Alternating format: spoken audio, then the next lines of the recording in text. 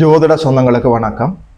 2026ஆம் ஆண்டு ஆங்கில புத்தாண்டு கன்னியா ராசிக்காரர்களுக்கு என்னென்ன நற்பலன்களை எல்லாம் கொண்டு வந்திருக்கிறதுன்னு சொல்லி பார்க்கலாம். ஆண்டினுடைய தொடக்கத்திலேயே 10ஆம் இடத்துல குருநாதர் அமர்ந்திருக்கிறார்.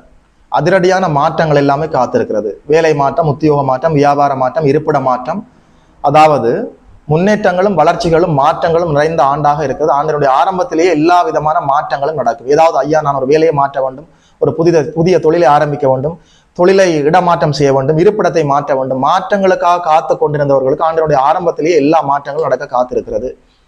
இது எப்படி இருந்தாலும் 10ஆம் இடத்துல இருக்கிற குருநாதர் உங்களுக்கு ஒரு தீங்கும் செய்ய போவதில்லை. 10ஆம் இடத்துல குரு அமர்கிற போது மாற்றங்களையும் வளர்ச்சிகளையும் முன்னேற்றங்களையும் கண்டிப்பாக தருவார்.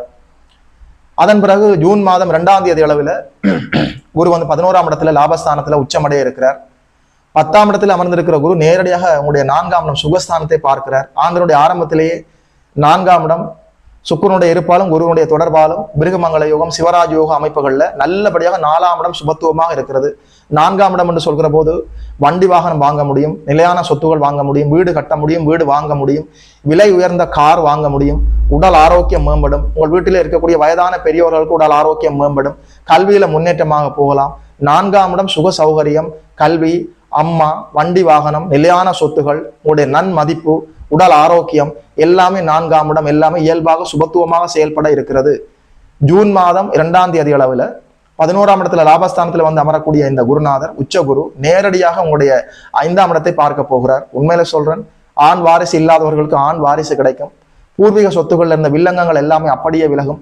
இதுவரைக்கும் இல்லாதது போல புத்தி கூர்மையோடு நீங்கள் செயல்படுவீர்கள்.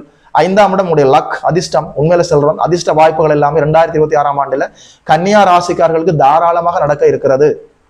அதாவது அக்டோபர் மாதம் 31ஆம் தேதி அளவில் சிம்மத்திலே வந்து குரு அமர்கிற போது, 12ஆம் இடத்துல குரு அமர்கிற போது வெளிநாட்டு கனவுகள் நிறைவேறும்.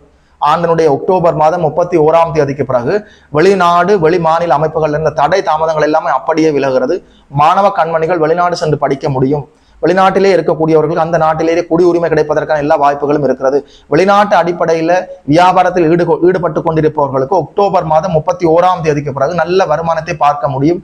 எது எப்படி இருந்தாலும் ஆண்டினுடைய முழு காலமும் முழு கால அளவும் குருவினுடைய இருப்பும் அவருடைய நகர்வும் நல்லபடியாக உங்களுக்கு இருக்கிறது. உங்களுக்கு இப்போது அஷ்டம், அதாவது நேரடியாக 7ஆம் இடத்துல கண்டச்சனியாக நேரடியாக சமசப்தமமாக 180 டிகிரியில ராசியை சனி பகவான் பார்த்து கொண்டிருக்கிறார். அதனால உங்களுக்கு கண்டச்சனி நடந்து கொண்டிருக்கிறதுனால எந்தெந்த விடயங்கள் எல்லாம் நீங்கள் கூடுதல் உஷாராக இருக்க வேண்டும் என்பதை ஒரு தனியான வீடியோவாக பதிவு செய்திருக்கிறேன். பார்க்காதவர்கள் சென்று பார்த்து பயன்பெறுங்கள்.